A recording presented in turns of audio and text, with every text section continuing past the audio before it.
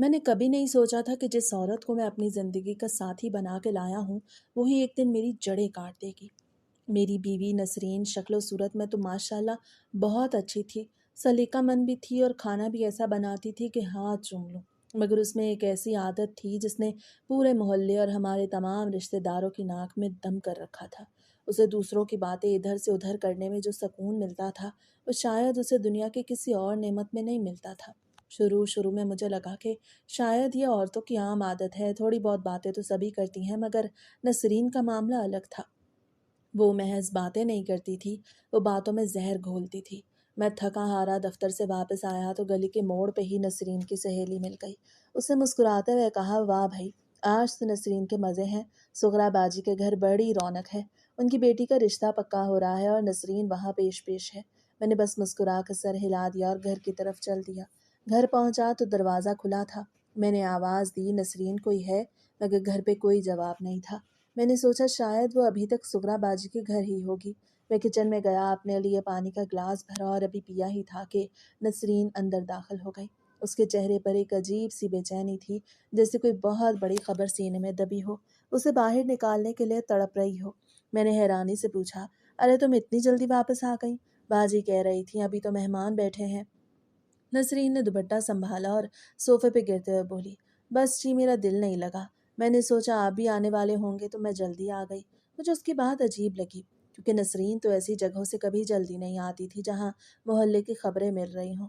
پھر وہ خاموشی سے اپنے کاموں میں لگ گئی، مگر میں دیکھ رہا تھا کہ اس کا دھیان کام میں کم اور باہر گلی کی طرف زیادہ تھا۔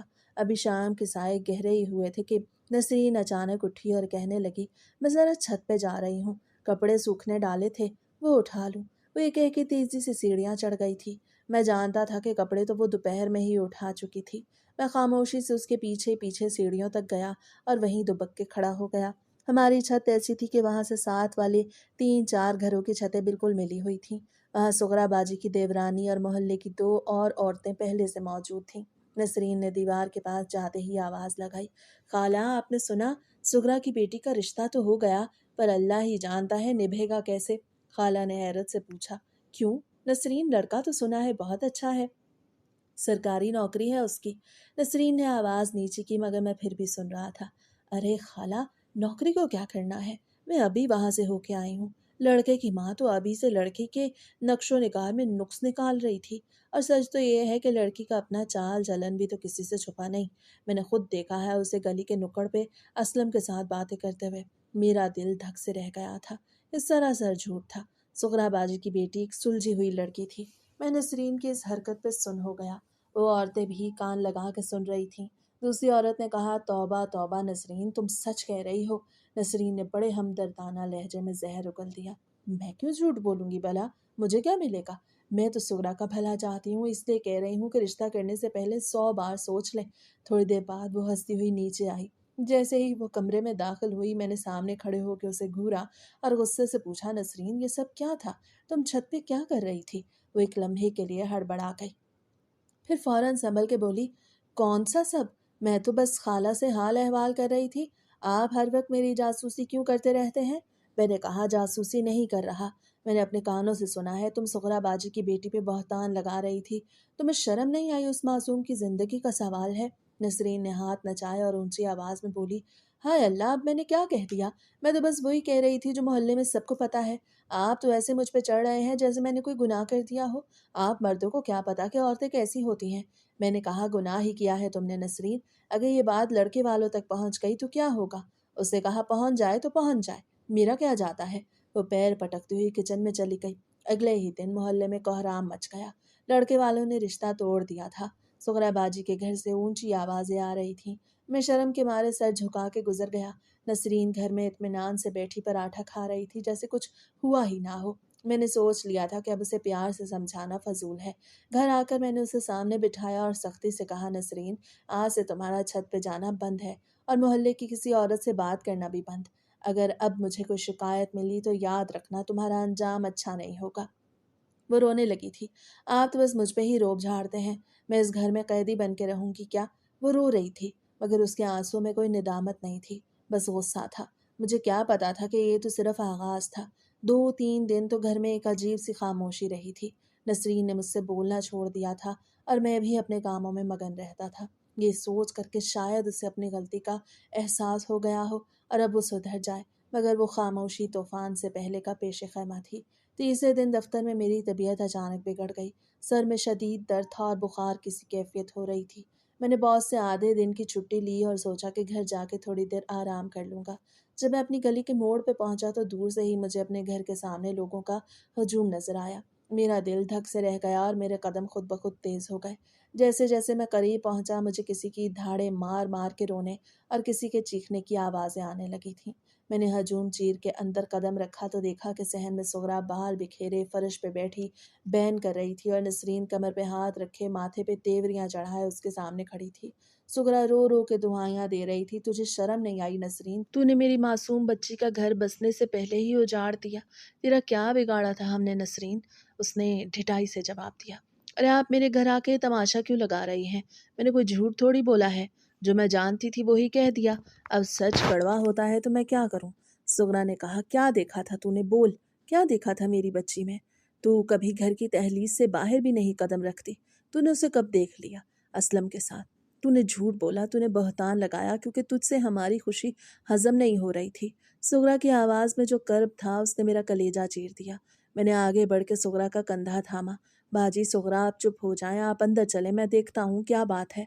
सुगरा बाजी ने मुझे देखा तो उनके आंसू में मजीद तेजी आ गई। उन्होंने मेरा दामन पकड़ लिया था। अकबर, तुम तो नेक बख्त हो, तुम तो जानते हो मेरी शहनाज कैसी है, मगर तुम्हारी बीवी ने लड़के वालों की खाला को जाके वो गंदी बातें बताई कि उन्होंने फ़ोन पे ही कह दिया कि ऐसी लड़की हमें नहीं चाहिए। बड़ी मुश्किलों से रिश्ता आया था, बड़ी मिन्नतों से उसे राज़ी किया था, अब कौन करेगा मेरी बेटी से निकाह? पूरे मोहल्ले में बदनाम कर दिया इसने हमें। मेरा सर शर्म से झुक गया। मैंने नसरीन की तरफ देखा जो अब भी बेखौफ खड़ी थी। मैंने पूछा, नसरीन, क्या ये सच है? क्या तुमने लड़के वालों की तरफ ये बात पहुंचाई? नसरीन ने नजरें नहीं चुराई थी। हाँ, गई थी। वो मेरी जानने वाली थी। मैंने सोचा उनका भला हो जाए। धोखे में रिश्ता हो जाता तो बाद में वो लोग हमें ही कोसते। मैं गुस्से से चीखने लगा। तुम्हारा भला करने से किसी की जिंदगी बर्बाद हो गई नसरीन। तुम्हें हक किसने दिया था किसी के जाती मामले में मुदाखलत करने का? उसे कहा, आप तो बस उनकी तरफदारी करेंगे, मैं तो हमेशा बुरी ही बनती हूँ। वो पैर पटकती हुई अंदर कमरे की तरफ बढ़ गई। मैंने मुड़ के सुगरा बाजी के सामने हाथ जोड़ लिए।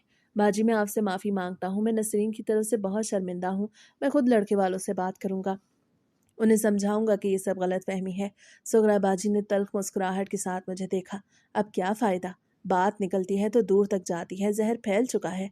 लड़के वालों ने साफ कह दिया है कि जिस लड़की के बारे में मोहल्ले की औरतें ऐसी बातें करें उसे हम बहू नहीं बना सकते। मेरी बच्ची तो कमरे में बंद होकर रह गई है। वो तो कहती है मैं जहर खा लूंगी। वो औरतें जो तमाशा देख रही थीं आपस में चहमगोइयाँ करने लगी थीं। भाई नसरीन की जुबान से तो खुदा ही बचाए। देखो तो ज़रा, बराबर अफसोस नहीं इसे। मैंने बमुश्किल सुगरा बाजी को संभाला और उन्हें उनके घर तक छोड़ के आया। पूरे रास्ते वो यही कहती रही कि अल्लाह की लाठी बेआवाज़ है। आज इसने मेरी बेटी का घर उजाड़ा है, कल इसकी अपनी बारी भी आएगी। जब मैं वापस घर आया तो मेरा गुस्सा सातवें आसमान पे था। मैं सीधा कमरे में गया जहाँ नसरीन इत्मीनान से आईना देख रही थी।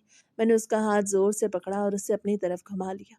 तुम्हें अंदाज़ा है तुमने क्या किया है? एक माँ की बद्दुआ ली है तुमने।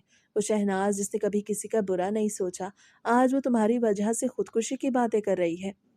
नसरीन ने अपना हाथ छुड़ा लिया। अरे छोड़े भी, ये सब ड्रामे हैं उनके। 2 दिन में सब ठीक हो जाएगा। आप क्यों इतने सगे बन रहे हैं? क्या वो आपकी कुछ लगती है? मैंने कहा, वो इंसान है नसरीन, और तुमने उसकी इज्जत पे हमला किया है। आइंदा अगर तुमने मोहल्ले में किसी के बारे में एक लफ्ज़ भी बोला तो मेरा और तुम्हारा साथ नहीं रहेगा। मैं तुम्हें तुम्हारे मैके छोड़ आऊंगा और फिर कभी मुड़ के नहीं देखूंगा। मेरी इस धमकी पर नसरीन का रंग थोड़ा सा फक हुआ, मगर उसकी अना अब भी बड़ी थी। हाँ हाँ, धमकियाँ तो ऐसे दे रहे हैं जैसे मैं कोई नौकरानी हूँ। मैं भी देखती हूँ आप मुझे कैसे निकालते हैं। मैंने जो कहा सच कहा और मैं अपने सच में कायम हूँ। वो दिन मेरे लिए किसी कयामत से कम नहीं था। मैं रात भर सो नहीं सका था। सुगना बाजी की सिसकियाँ मेरे कानों में गूंजती रही थीं। मुझे लग रहा था कि नसरीन की ये आदत सिर्फ दूसरों के घर नहीं बल्कि एक दिन मेरे अपने सुकून को भी खा जाएगी। मैंने सोचा था कि मेरी ये सख्ती उसे बदल देगी, मगर मैं कितना नादान था। चुगलखोर की फितरत कभी नहीं बदलती, वो सिर्फ अपना शिकार बदलते हैं। अगले चंद दिनों तक मोहल्ले में हमारे घर के चर्चे रहे। लोग नसरीन को देख के रास्ता बदल लेते, मगर नसरीन को इससे कोई फर्क नहीं पड़ता था। वो अब भी छत पे खड़े होकर दूसरों से लोगों का जायजा लेती थी, जैसे कोई शिकारी अपने अगले शिकार की तलाश में हो। सुगराबाजी के वाक़े को गुजरे अभी 4-5 दिन ही हुए थे कि दफ्तर में काम की ज्यादती और जहनी तनाव की वजह से मेरी तबीयत कुछ ज़्यादा ही बोझल रहने लगी। डॉक्टर ने मुझे मुकम्मल आराम का मशवरा दिया तो मैंने 1 हफ्ते की छुट्टी ले ली। मेरा इरादा था कि उन छुट्टियों में सुकून से घर पे रहूँगा, कुछ किताबें पढ़ूंगा और शायद नसरीन को थोड़ा वक्त दे के उसे सुधारने की एक आखिरी कोशिश करूँगा। मगर मुझे क्या पता था कि घर पे रह के मुझे वो तमाशे देखने पड़ेंगे जो मैं अब तक सिर्फ लोगों की ज़ुबानी सुनता था। छुट्टी के पहले ही दिन नाश्ते के बाद मैं बरामदे में आराम से कुर्सी पे बैठा अखबार पढ़ रहा था कि गली में औरतों के बोलने की आवाज़ें आने लगीं। नसरीन किचन से निकल आई, उसने जल्दी से दुपट्टा सर पे जमाया और बाहर की तरफ लपकी। मैंने अखबार की ऊट से उसे देखा तो उसके चेहरे पर वही ख़ास किस्म की चमक थी जो किसी नई बात को जानने के वक्त आती है। मैंने इरादा किया कि आज मैं देखूंगा कि ये आखिर करती क्या है। मैं दबे कदमों दीवार के पास जाके खड़ा हो गया। बाहर गली में 3-4 औरतें जमा थीं, जिनमें मोहल्ले की सबसे मुंह फट औरत बशीरा माई भी शामिल थी। बशीरा माई अपनी कड़कदार आवाज़ के लिए मशहूर थी। अगर वो बोलना शुरू करती तो पूरी गली को पता चल जाता कि क्या बात हो रही है। नसरीन ने बड़ी मासूमियत से बात शुरू की। हाय बशीरा आपा, सुना है सुगरा बाजी तो पूरे मोहल्ले में मेरी बुराइयां करती फिर रही है कि नसरीन ने मेरी बेटी का रिश्ता तोड़वा दिया। आप ही बताएं, क्या सच बोलना गुनाह है? बशीरा आपा ने हाथ नचाते हुए कहा। नसरीन, दुनिया बड़ी जालिम है, सच कहने वाले को ही लोग बुरा समझते हैं। वैसे तुमने कहा क्या था? नसरीन ने आह भरी, जैसे उसका दिल सोगरा के दुख में फटा जा रहा हो। आपा, मैंने तो सिर्फ ये कहा था कि लड़का बहुत शरीफ है, उसे धोखे में नहीं रखना चाहिए। अब शहनाज का असलम के साथ जो चक्कर था वो तो सबको पता है। अगर मैं न बताती और शादी के बाद तलाक हो जाती तो क्या सुगरा को अच्छा लगता? मैंने तो सुगरा का घर बचाने की कोशिश की थी, उल्टा वो मेरे ही गले पड़ गई। मैं दीवार के पीछे खड़ा नसरीन की इस डिठाई पे हैरान रह गया। वो जहर को शहद बना के पेश कर रही थी। इसी दौरान मोहल्ले की एक और औरत रशीदा बोल पड़ी। पर नसरीन, वो सुगरा तो कह रही थी कि शहनाज कभी अकेली घर से बाहर नहीं निकली, तुमने उसे कब देख लिया? नसरीन ने फौरन पैंतरा बदला और आवाज़ नीचे कर ली। अरे रशीदा बहन, आप तो भोली हैं। वो जो आपके घर के सामने वाली गली है ना, वहाँ जो नीम का दरख्त है उसके नीचे मैंने खुद देखा था। और आपको एक बात बताऊं वशीरा आपा, आपकी बहू कुलसूम भी तो शहनाज के साथ ही खड़ी थी। वो दोनों तो आपस में बड़ी सहेलियां हैं।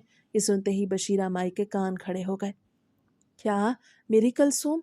नसरीन, होश में तो हो। मेरी बहू तो बेचारी गाय है, वो ऐसी लड़कियों के साथ क्यों खड़ी होगी? नसरीन ने मुस्कुराते हुए जहर उगला।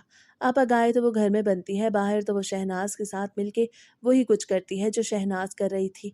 मैंने तो सोचा आपको बता दूं, कहीं कल को आपका नाम भी मोहल्ले में उछलने न लगे। आखिर आपकी इज्जत हमारी इज्जत है।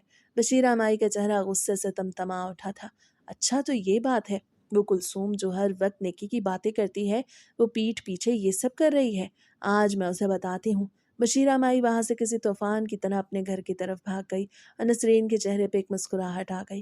फिर वो बाकी औरतों से कहने लगी, देखा, मैं तो किसी का बुरा नहीं चाहती, बस चाहती हूँ कि सबको पता चल जाए। थोड़ी ही देर गुजरी थी कि बशीरा माई के घर से चीखने चिल्लाने की आवाज़ें आने लगीं। बर्तनों के टूटने और कुलसूम के रोने की आवाज़ें साफ सुनाई दे रही थी। नसरीन बड़े इत्मीनान से घर के अंदर आई और गुनगुनाती हुई किचन में चली गई। मुझसे रहा नहीं गया, मैं किचन में गया और गरज के बोला, नसरीन, ये क्या करके आई हो तुम? बाहर अभी तुमने बशीरा माई को क्या पट्टी पढ़ाई है? वो हड़बड़ा गई थी। अरे आप तो सो रहे थे ना, आप कब जागे? और मैंने कुछ नहीं किया, बस वही कहा जो देखा था। मैंने कहा, झूठ मत बोलो नसरीन, मैंने सब सुना है। तुमने कलसूम का नाम क्यों लिया? वो तो बेचारी अपने घर से बाहर नहीं निकलती, तुमने एक और घर में आग लगा दी। नसरीन ने चूल्हा बंद किया और कमर पे हाथ रख के खड़ी हो गई। आपको तो बस दूसरों की फिक्र रहती है। वो बशीरा माई अपनी बहू को संभाल नहीं सकती तो मैं क्या करूं? मैंने तुझे आगाह किया और आप छुट्टियां लेके मेरी जासूसी करने बैठे हैं क्या? मैंने कहा, मैं जासूसी नहीं करा, मैं अपनी आंखों से तुम्हारी तबाहकारी देख रहा हूँ। नसीन, खुदा के लिए रुक जाओ, अभी सुगराबाजी का जख्म हरा है, तुमने एक नया महाज खोल दिया। अभी हमारी बहस चल ही रही थी कि बाहर से किसी ने जोर जोर से हमारा दरवाजा पीटना शुरू कर दिया था। बाहर निकलो नसरीन, बाहर निकल मक्कार औरत, ये बशीरा माई की आवाज़ थी। میں نے دروازہ کھولا تو باہر مشیرہ مائی، ان کی روتی ہوئی بہو کلثوم اور سغرا باجی تینوں کھڑی تھیں۔ محلے کے اور لوگ بھی جمع ہو گئے۔ بشیرہ مائی نے مجھے دیکھتے ہی کہا، اپنی بیوی کو باہر نکالو، آج اس کا فیصلہ ہو کے رہے گا۔ اس نے میری بہو پہ جھوٹا الزام لگایا ہے۔ کلثوم کہہ رہی ہے کہ وہ اس دن گھر سے نکلی ہی نہیں۔ نسرین پیچھے سے نکل آئی۔ ہاں تو میں نے کب کہا کہ وہ نکلی تھی؟ میں نے تو کہا تھا کہ شاید میں نے اسے دیکھا ہے۔ کلثوم روتے ہوئے بولی، نسرین باجی آپ نے شاید نہیں کہا تھا، آپ نے امی سے یقین کے ساتھ کہا تھا کہ میں شہناز کے ساتھ کھڑی تھی۔ آپ کی وجہ سے آج مجھے مار پڑی۔ میرے میاں نے مجھے طلاق دینے کی دھمکی دی۔ آپ کو کیا ملا میرا گھر خراب کر کے؟ محلے کے لوگوں میں چہ مگوئیاں شروع ہو گئیں۔ ہر کوئی نسرین کی طرف نفرت سے دیکھ رہا تھا اور میں شرم سے پانی پانی ہو رہا تھا۔ میں نے نسرین کا ہاتھ پکڑا اور اسے سب کے سامنے کہا، معافی مانگو نسرین، ابھی ان سب سے معافی مانگو۔ نسرین نے جھٹکے سے اپنا ہاتھ چھڑا لیا۔ میں کیوں مانگوں معافی؟ میں نے جو دیکھا وہی کہا۔ اگر کسی کو برا لگتا ہے تو لگتا رہے۔ آپ لوگ میرے گھر کے سامنے تماشا نہ لگائیں، ورنہ میں پولیس بلا لوں گی۔ سغرا باجی نے بددعا دیتے ہوئے کہا، نسرین تو نہیں سدھرے گی۔ تو دوسروں کے گھروں میں آگ لگا کے خوش ہوتی ہے نا؟ یاد رکھ، یہی آگ ایک دن تیرے اپنے گھر کو بھی جلا دے گی۔ لوگ بڑبڑاتے ہوئے چلے گئے، مگر نسرین کے چہرے پر ندامت کا ایک قطرہ بھی نہیں تھا۔ وہ اندر جا کر اطمینان سے ٹی وی چلا کے بیٹھ گئی اور بھی سر پکڑ کے بیٹھ گیا۔ میری چھٹی کا پہلا دن جہنم بن گیا تھا۔ مجھے اندازہ ہو رہا تھا کہ نسرین کوئی عام چغل خور نہیں ہے، وہ ایک ایسی بیماری ہے جو خاموشی سے ہر ہنستے بستے گھر کو کھا جاتی ہے۔ اب وقت یوں ہی گزرتا گیا۔ چھٹی کا دن تھا۔ نسرین کی پچھلی حرکتوں کی وجہ سے گھر میں ایک عجیب سی گھٹن تھی۔ میں صحن میں لگے پودوں کو پانی دے رہا تھا کہ میرے موبائل کی گھنٹی بجی۔ دیکھا تو میرے سب سے پرانے اور گہرے دوست شاہد کی کال تھی۔ شاہد اور میں بچپن کے یار تھے۔ وہ ان چند لوگوں میں سے ایک تھا جن پر میں آنکھ بند کر کے بھروسہ کر سکتا تھا۔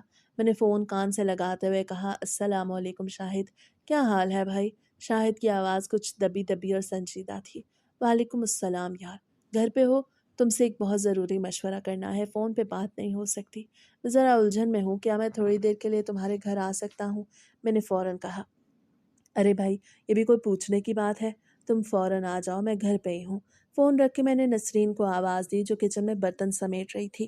نسرین سنو، میرا دوست شاہد آ رہا ہے، ذرا جلدی سے کچھ اچھا سا بنا لو۔ وہ کچھ پریشان لگ رہا تھا، میں چاہتا ہوں اسے سکون سے کھلا پلا کے اس کی بات سنوں۔ نسرین نے کچن سے ہی جواب دیا، اچھا اچھا، وہی شاہد نا جس کے بارے میں آپ کہتے ہیں کہ وہ بہت شریف ہے، دیکھتی ہوں کیا بنتا ہے۔ ویسے بھی آپ کے دوستوں کے نخرے ختم نہیں ہوتے۔ آدھے گھنٹے کے بعد شاہد پہنچ گیا۔ اس کے چہرے پہ تھکن اور پریشانی صاف ظاہر تھی۔ میں اسے بیٹھک میں لے گیا۔ تھوڑی دیر بعد نسرین چائے اور پکوڑے لے کے آ گئی۔ اسے خاموشی سے ٹرے میز پہ رکھی، مگر میں نے نوٹ کیا کہ اس کی نظریں شاہد کے چہرے پہ جمی ہوئی تھیں، جیسے وہ اس کی خاموشی کو پڑھنے کی کوشش کر رہی ہو۔ جب نسرین باہر چلی گئی اور ہم اکیلے رہ گئے تو شاہد نے ایک لمبی آہ بھری، یار گھر میں بڑی مشکل ہو گئی ہے۔ میرا چھوٹا بھائی اسد، تم تو جانتے ہو اسے، اس کی شادی کا مسئلہ کھڑا ہو گیا ہے۔ وہ ایک ایسی لڑکی کو پسند کر بیٹھا ہے جس کے خاندان سے ہمارے ابا سخت نفرت کرتے تھے۔ اب مجھے سمجھ نہیں آ رہی کہ میں بیچ میں پڑھ کے اس کی شادی کیسے کراؤں۔ گھر والے تو بالکل نہیں مان رہے۔ ابا کہتے ہیں اگر اس نے وہاں شادی کی تو وہ اسے گھر سے نکال دیں گے۔ میں نے شاہد کا ہاتھ تھام لیا، یار تم فکر نہ کرو، اسد چھوٹا ہے، نادان ہے، تم ابا کو پیار سے سمجھاؤ، آخر بیٹا ہے ان کا۔ میری بات سن کے شاہد کچھ نیچی آواز میں بولا، یار میں نے سوچا ہے کہ میں ابا سے کہوں گا کہ میں خود اس رشتے کی ذمہ داری لیتا ہوں۔ شادی تو ہونی ہی ہے، چاہے چھپ کے کرنی پڑے یا سب کو منا کر، کیونکہ میرا بھائی اس لڑکی کو چاہتا ہے اور میں بس یہ چاہتا ہوں کہ کسی طرح یہ معاملہ حل ہو جائے، کیونکہ ابا نے پہلے ایک جگہ اسد کی بات پکی کر رکھی تھی تو یہ اس کے لیے دوسری جگہ ہوگی۔ اسی دوران مجھے محسوس ہوا کہ نسرین دروازے کی اوٹ میں کھڑی ہے۔ شاید اس نے آدھی باتیں سن لی تھیں اور پھر وہیں سے اپنا نتیجہ نکال لیا تھا۔ شاہد تھوڑی دیر بعد چلا گیا، مگر نسرین کے چہرے پہ ایک عجیب سی چمک تھی۔ وہ میرے پاس آئی اور طنزیہ لہجے میں بولی، بڑے شریف بنتے تھے آپ کے دوست، میں نے دیکھ لی ان کی شرافت کا لبادہ۔ میں حیران رہ گیا کہ کیا مطلب نسرین، تم کیا کہہ رہی ہو؟ میری بات سن کے وہ کہنے لگی، ارے میں نے سب سن لیا ہے، بس چھوڑیں اس بات کو، آپ تو اس کے لیے صفائیاں دینا شروع ہو جائیں گے۔ اب یہ بات یہیں پہ ختم ہو گئی۔ اگلے دن جب میں بازار گیا تو اس نے موقع غنیمت جانا اور شاہد کی بیوی کو فون گھما دیا۔ یہ تو میں آخری وقت میں گھر آ گیا اور میں نے سب سن لیا۔ سلمیٰ بہن، میں نسرین بول رہی ہوں، میری بات ذرا غور سے سننا، میں آپ کا بھلا چاہتی ہوں۔ कल शाहिद भाई हमारे घर आए थे और मेरे मियाँ से कह रहे थे कि वो दूसरी शादी करने वाले हैं, और वो भी छुपकर। आप ज़रा होशियार रहना, मर्दों का कोई भरोसा नहीं। सलमा जो एक जज्बाती औरत थी, ये सुनते ही आपे से बाहर हो गई। उसे नजरीन से मज़ीद पूछा नहीं और फ़ोन बंद कर दिया। और इसके बाद जो हुआ था वो मुझे शाहिद ने बताया था। जैसे ही शाहिद घर पहुंचा, वहां मैदान जंग सज गया था। सलमा ने रो रो के पूरा मोहल्ला इकट्ठा कर लिया था।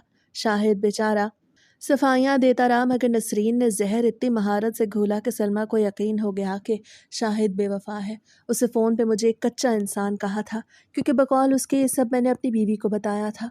यार, ये क्या कर दिया तुमने? मैंने तुम पे भरोसा करके बात की और तुम्हारी बीवी ने मेरी बीवी को फ़ोन करके कह दिया कि मैं दूसरी शादी कर रहा हूँ। मेरे घर में आग लग गई है। सलमा अपने मैके जा रही है और मेरे अब्बा ने मुझे घर से निकालने की धमकी दे दी है। मेरा सर चकरा गया। शाहिद भाई, खुदा की कसम मैंने कुछ नहीं कहा। नसरीन ने गलत फहमी में ये सब कर दिया है। फिर मैं गुस्से में पागल होकर किचन में गया, जहाँ नसरीन मज़े से गाने सुन रही थी। मैंने उसका मोबाइल छीन के दीवार पे दे मारा। तुमने ये क्या किया नसरीन? तुमने शाहिद का हंसता बसता घर बर्बाद कर दिया। नसरीन पहले तो डरी, मगर फिर ढिठाई पे उतर आई। तो मैंने क्या गलत किया? मैंने तो एक औरत का घर बचाया है। उसे पता तो चल गया कि उसका मियाँ कितना मक्कार है। पागल औरत, वो अपने भाई की बात कर रहा था। तुम्हारी इस चुगली और गलत फहमी ने एक रिश्ते में दरार डाल दी है। शाहिद मेरा सबसे पुराना दोस्त है। आज उसने मुझसे बात करना छोड़ दी है। छोड़ दी तो छोड़ दी। ऐसे दोस्तों की ज़रूरत भी क्या है जो छुप छुप के शादियां करते फिरते हैं? नसरीन ने बेजारी से कहा तो मैंने उस दिन नसरीन पे हाथ तो नहीं उठाया, मगर मेरा दिल उससे मुकम्मल तौर पे खट्टा हो गया था। मुझे एहसास हुआ कि वो ना सिर्फ चुगलखोर है, बल्कि वो एक ऐसी मनफी सोच की मालिक है जिसे दूसरों की खुशी देख के तकलीफ होती है। वो हर बात को टरोड़ मड़ोड़ के पेश करना अपना फ़र्ज समझती है। अगले ही दिन शाहिद की बीवी मैके चली गई और शाहिद के भाई की शादी का मामला खटाई में पड़ गया, और मोहल्ले में एक बार फिर नसरीन का नाम उछलने लगा। शाहिद के घर वाले वाक़े के बाद मेरे और नसरीन के दरमियान एक तवील खामोशी छा गई। मैंने कई दिन उससे बात नहीं की। वो भी किचन में बर्तन पटकती और मुंह बनाती रहती थी, लेकिन मैं भी एक इंसान था। आखिर कब तक खामोश रहता? एक रात जब मैं थका हारा बिस्तर पे लेटा, तो नसरीन मेरे लिए दूध का ग्लास लेके आई। उसके चेहरे पर निदामत थी। आप अब तक मुझसे नाराज़ हैं, मैंने तौबा कर ली है। अब कभी किसी के मामले में नहीं बोलूँगी। बस उस दिन वो शाहिद भाई की बात सुन के मुझे सलमा पे तरस आ गया था। वो मासूम बनते हुए बोली तो मैंने एक लंबी आह भरी। नसरीन, तुम समझती क्यों नहीं हो? तुम्हारी उस हमदर्दी ने एक हंसता बसता घर उजाड़ दिया है। शाहिद अब मुझसे नज़रें नहीं मिलाता। अगर तुम वाकई अपनी गलती मानती हो तो अब अपनी ज़ुबान पे ताला लगा लो। उसने सर हिलाया और कहने लगी, सच्ची, अब मैं बिल्कुल बदल जाऊँगी। आप देख लीजिएगा। अगले चंद दिन वाक़ई सुकून से गुज़रे थे। वो घर के कामों में मगन रहती थी, मुझसे भी हँस के बात करती थी। मुझे लगा शायद मेरी सख्ती काम कर गई। इसी दौरान मेरी सास का फ़ोन आया कि उनकी तबीयत कुछ नासाज है और वो नसरीन को देखना चाहती हैं। मैंने सोचा ये बेहतरीन मौका है। नसरीन थोड़े दिन अपने मैके रहेगी तो उसका जहन भी बदलेगा और मोहल्ले में जो उसके खिलाफ नफ़रत पैदा हुई है वो भी कुछ कम हो जाएगी। ठीक है नसरीन, तुम 10-12 दिन के लिए अपनी अम्मी के घर चली जाओ। मैं तुम्हें कल छोड़ आऊँगा। मैंने उसे बताया तो वो खुशी से फूले नहीं समा रही थी। अगले दिन मैं उसे उसके मैके ले गया था। वहाँ उसके 2 भाई और भाभियाँ भी साथ रहते थे। नसरीन की भाभियाँ बहुत सुघड़ थीं। उन्होंने मेरा और नसरीन का बहुत अच्छे से इस्तकबाल किया। मैंने सुख का सांस लिया कि चलो कुछ दिन मैं भी सुकून से रहूँगा और नसरीन भी अपने घर वालों के साथ खुश रहेगी। मगर मेरा ये सुकून सिर्फ 3 दिन का था। चौथे दिन जब मैं काम से वापस आया तो मेरे ससुर का फ़ोन आ गया। उनकी आवाज़ लरज़ रही थी। बेटा ज़रा जल्दी आओ, घर में बहुत बड़ा झगड़ा हो गया है। दोनों भाइयों ने एक दूसरे पे हाथ उठा लिया है और बहुएँ घर छोड़ के जाने की ज़िद कर रही हैं। मेरा माथा ठनका और मैं फ़ौरन अपनी बाइक निकाल के ससुराल पहुंच गया। वहाँ का मंज़र देख के मेरे होश उड़ गए। सहन में सामान बिखरा हुआ था। नसरीन की दोनों भाभियाँ ज़ारो कतार रो रही थीं और उसके दोनों भाई एक दूसरे को गालियाँ दे रहे थे। नसरीन अपनी माँ के कमरे में बैठी आंसू बहा रही थी। अहमद भाई, ये क्या हो रहा है? आप लोग तो इतने प्यार से रहते थे। अहमद ने गुस्से से नसरीन की तरफ इशारा किया और कहने लगा, इस नसरीन से पूछो, इसने आकर हमारी ज़िंदगी में ज़हर घोल दिया है। इसने मेरी बीवी को जाके कहा कि छोटा भाई और उसकी बीवी आपके खिलाफ साजिश कर रहे हैं ताकि घर से आपका हिस्सा ख़त्म कर सकें, और छोटे भाई को जाके कह दिया कि अहमद भाई आपको बेदखल करने का मंसूबा बना चुके हैं। फिर छोटे भाई ने तड़प के कहा, और सिर्फ यही नहीं, इसने अम्मी को पट्टी पढ़ाई कि आपकी दोनों बहुएं आपके खाने में ऐसी चीज़ें मिला रही हैं जिससे आपकी तबीयत ख़राब रहती है, ताकि आप जल्द दुनिया से रुखसत हो जाएं। میں نے پلٹ کے نسرین کو دیکھا تو اسے نظریں جھکا لی۔ نسرین، تم نے یہاں بھی یہی کچھ کیا؟ تم اپنی ماں کے گھر آئی تھی یا آگ لگانے؟ نسرین دھاڑے مار مار کے رونا شروع کر چکی تھی۔ ہائے اللہ، دیکھ لیں امی، یہ بھی ان لوگوں کے ساتھ مل گئے۔ میں تو صرف آپ کی بھلائی چاہتی تھی۔ میں نے تو جو سنا وہی بتایا۔ اب یہ لوگ سچ نہیں سن سکتے تو میرا کیا قصور؟ اس کی ماں غصے سے اسے دیکھنے لگی۔ نسرین، تم سچ نہیں بول رہی، تم فساد پھیلا رہی ہو۔ سارا خاندان نسرین کے خلاف کھڑا تھا۔ میں شرمندگی سے زمین میں گڑ گیا۔ اسی وقت میں نے نسرین کا ہاتھ پکڑا اور اسے گھسیٹتے ہوئے باہر لے آیا۔ چلو یہاں سے، تم نے اپنے خون کے رشتوں کو بھی نہیں بخشا، تمہیں تو کوئی کہیں بھی نہیں رکھ سکتا۔ پورے راستے میں نے اس سے ایک لفظ نہیں کہا۔ گھر پہنچ کے میں نے اسے کمرے میں بند کر دیا اور خود باہر برآمدے میں بیٹھ گیا۔ میرا دل خون کے آنسو رو رہا تھا۔ مجھے احساس ہو رہا تھا کہ نسرین کی عادت کوئی معمولی برائی نہیں بلکہ ایک نفسیاتی بیماری ہے۔ اسے دوسروں کو لڑتے دیکھ کے، گھروں کو اجڑتے دیکھ کے خوشی ملتی ہے۔ کئی دن گزر گئے۔ میں نے فیصلہ کر لیا تھا کہ اب میں اس سے کوئی بھی امید نہیں رکھوں گا۔ میں خاموشی سے اپنی ڈیوٹی کرتا اور واپس آ کے کمرے میں بند ہو جاتا۔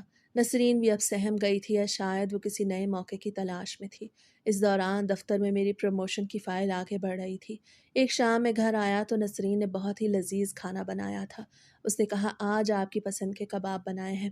میں جانتی ہوں میں نے بہت غلطیاں کیں، اب میں واقعی سدھرنا چاہتی ہوں۔ آپ کی پروموشن کی خبر سن کے میں بہت خوش ہوں۔ میں چاہتی ہوں کہ ہم ایک نئی شروعات کریں۔ اس کی باتوں میں وہی پرانا جادو تھا یا شاید میری محبت جو ایک بار پھر دھوکا کھا گئی تھی۔ میں نے سوچا شاید اب یہ سدھر گئی ہے۔ ٹھیک ہے نسرین، اگر تم واقعی بدلنا چاہتی ہو تو میں باس کو گھر پہ دعوت دیتا ہوں۔ یہ میرے کیریئر کا سب سے اہم موڑ ہے۔ بس یاد رکھنا، اس بار اگر کچھ ہوا تو میں تمہیں کبھی معاف نہیں کروں گا۔ اس نے مسکرا کے اسبات میں سر ہلایا۔ آپ بے فکر رہیں، مجھے کیا پتا تھا کہ وہ کیا کرنے والی ہے۔ وہ بولی، آپ ایک بار باس کو گھر پہ بلائے تو صحیح، میں ان کی ایسی خدمت کروں گی کہ وہ آپ کی شرافت کے قائل ہو جائیں گے۔ میں وعدہ کرتی ہوں میں اپنی زبان پہ تالا لگا لوں گی۔ کئی دنوں کی مسلسل منت سماجت اور اس کے بدلے ہوئے رویے نے مجھے پگھلا دیا۔ مجھے لگا شاید گھر کی یہ قید اور تنہائی اسے سدھارنے میں کامیاب ہو گئی ہے۔ میں نے سوچا اگر باس گھر آئیں گے تو وہ میرا خوشحال گھرانہ دیکھیں گے تو شاید ان کے دل میں میرے لیے موجود شکوک دور ہو جائے، کیونکہ بڑی مشکل سے دوسرے سینئرز کے دباؤ میں آ کے انہوں نے میری پروموشن کی بات چلائی تھی۔ میں نے اس کے ہاتھ پہ ہاتھ رکھتے ہوئے کہا، ٹھیک ہے نسرین، میں پرسوں باس کو ڈنر پہ بلا رہا ہوں۔ یہ تمہارا آخری امتحان ہے۔ اگر اس دن تم نے کوئی غلطی کی تو پھر ہمارا رشتہ ہمیشہ کے لیے ختم سمجھنا۔ نسرین کے چہرے پہ ایک عجیب سی مسکراہٹ آ گئی جو اس وقت میں سمجھ نہیں سکا تھا۔ اسے فوراً گھر کی صفائی اور کھانے کی لسٹ بنانا شروع کر دی۔ وہ اتنی خوش تھی جسے اسے اپنی زندگی کی سب سے بڑی ذمہ داری مل گئی ہو۔ میں نہیں جانتا تھا کہ میں خود اپنے ہاتھوں سے اپنی بربادی کا سامان تیار کر رہا ہوں۔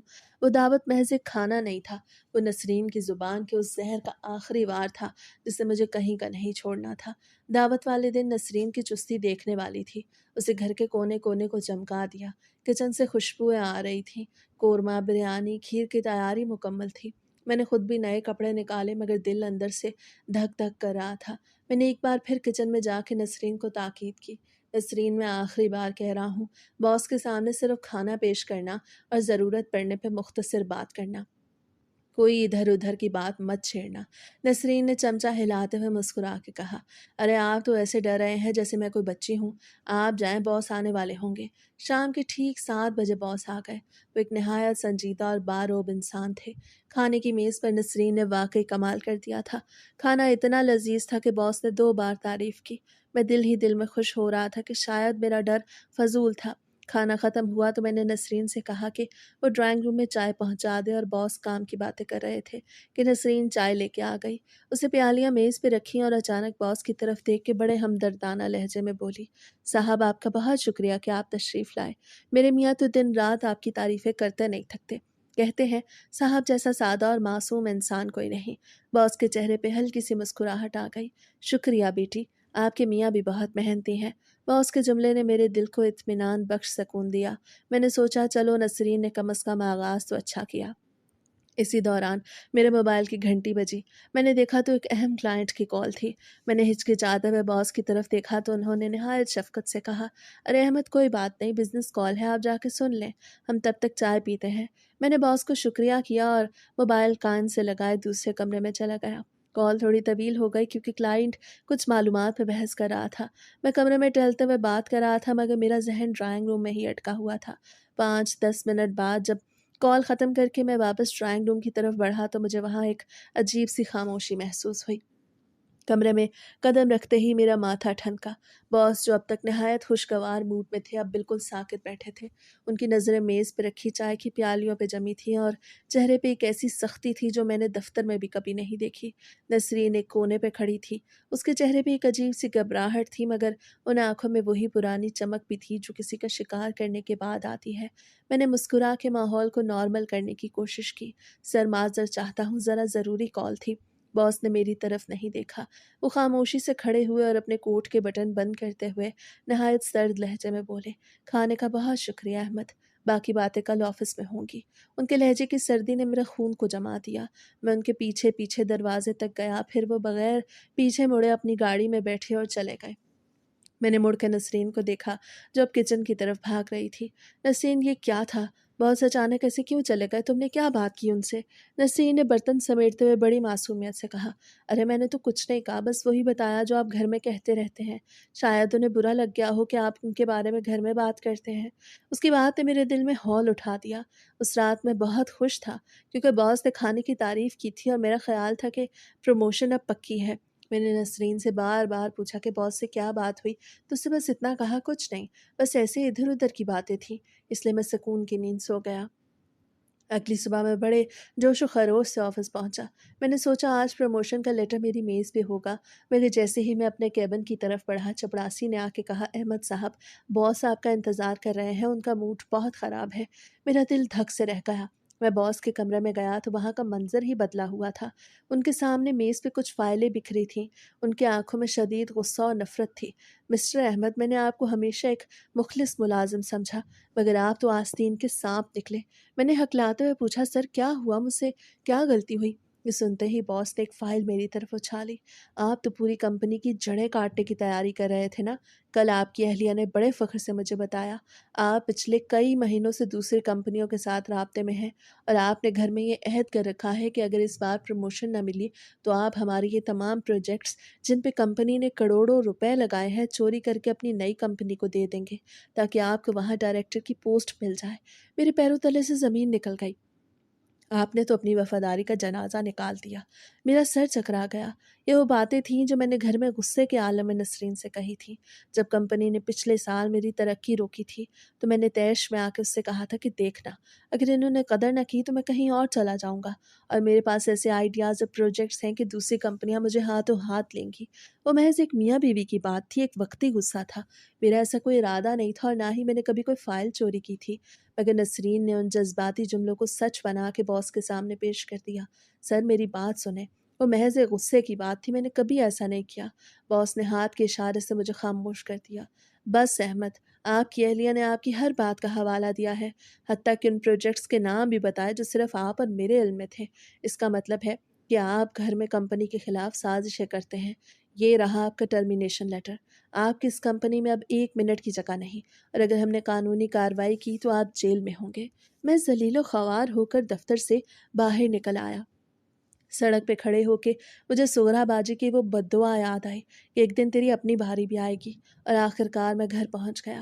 نسرین صحن میں بیٹھی بڑے سکون سے مٹر چھیل رہی تھی۔ میں نے دھاڑتے اسے بازو سے پکڑا اور دیوار کے ساتھ جا لگایا۔ نسرین، یہ کیا کیا تم نے؟ تم نے باس کو کیا بتایا؟ میری نوکری ختم ہو گئی، میں سڑک پہ آ گیا ہوں۔ نسرین نے جھرجھری لی اور بڑی ڈھٹائی سے بولی، تو میں نے کیا جھوٹ بولا؟ آپ ہی تو کہتے تھے نا کہ میں پروجیکٹس لے جاؤں گا۔ میں نے تو بس باس صاحب کو الرٹ کیا کہ کہیں ان کا نقصان نہ ہو جائے۔ میں تو ان کا بھلا چاہ رہی تھی تاکہ کل کو آپ گنہگار نہ بنے۔ او جاہل عورت، وہ گھر کی باتیں تھی، وہ گلے شکوے تھے۔ میں نے اپنی ہی بیوی کو اپنا رازدار سمجھا تھا اور تم نے میری پیٹھ میں چھرا گھونپ دیا۔ تم چغل خور نہیں، تم ایک آفت ہو۔ میں نے غصے میں اپنا سر دیوار سے دے مارا۔ اگلے 6 مہینے ہماری زندگی جہنم بن گئی۔ میرا نام مارکیٹ میں خراب ہو چکا تھا۔ کسی کمپنی میں جاتا تو وہاں پہلے سے خبر پہنچ چکی ہوتی کہ یہ بندہ ڈاٹا چوری کرتا ہے۔ گھر کا راشن ختم ہو گیا، جمع پونجی بلوں میں اڑ گئی۔ نسرین جو پہلے ہر وقت دوسروں کی زندگیوں پہ تبصرے کرتی تھی اب خود فاقوں پہ آ گئی۔ محلے کی جن عورتوں کے گھر اس نے اجاڑے اب وہ اسے دیکھ کے طنزیہ مسکراتی۔ ایک رات جب کچن میں آٹا ختم تھا اور نسرین بھوک سے نڈھال فرش پہ بیٹھی تھی، اس کی ہچکیاں بن گئیں۔ اسے پہلی بار احساس ہوا کہ زبان کا چسکا کتنا مہنگا پڑتا ہے۔ وہ میرے پاس آئی، میرے پاؤں پکڑ لیے۔ مجھے معاف کر دیں احمد، میں سمجھتی تھی کہ باتیں ادھر ادھر کرنا صرف ایک کھیل ہے۔ مجھے نہیں پتا تھا کہ سچی بات کو غلط جگہ پہ کہنا بھی غلط ہے۔ میں نے سغرا کی بیٹی کی بددعا لی تھی، آج وہ میرے سامنے آ گئی ہے۔ اس کی ندامت اب سچی تھی، کیونکہ اس بار آگ دوسروں کے گھر نہیں، اس کے اپنے چولہے میں لگی تھی۔ ان 6 مہینوں نے اسے وہ سبق سکھایا جو میں برسوں میں نہیں سکھا سکا۔ اسے توبہ کی کہ اب وہ کبھی کسی کے معاملے میں زبان نہیں کھولے گی۔ 8 ماہ کی در بدر ٹھوکروں کے بعد اللہ نے کرم کیا اور مجھے ایک دور دراز علاقے کی چھوٹی سی کمپنی میں نوکری مل گئی۔ تنخواہ بہت کم تھی، مگر اسے بھی میں نے غنیمت سمجھا۔ اب نسرین بالکل بدل چکی تھی۔ اب اگر کوئی اسے کسی کی برائی بتانے بھی آئے تو وہ کانوں کو ہاتھ لگا کے کہتی ہے، بہن اللہ معاف کرے، ہمیں کسی کے عیبوں سے کیا لینا، ہمیں اپنے قبر میں جانا ہے۔ اب ہمارے گھر میں وہ رونق تو نہیں رہی تھی جو پہلے تھی، مگر ایک سکون ہے جو سچ مچ کی توبہ کے بعد نصیب ہوتا ہے۔ نسرین نے اب اپنی زبان کا صحیح استعمال کرنا سیکھ لیا ہے، یعنی خاموش رہنا۔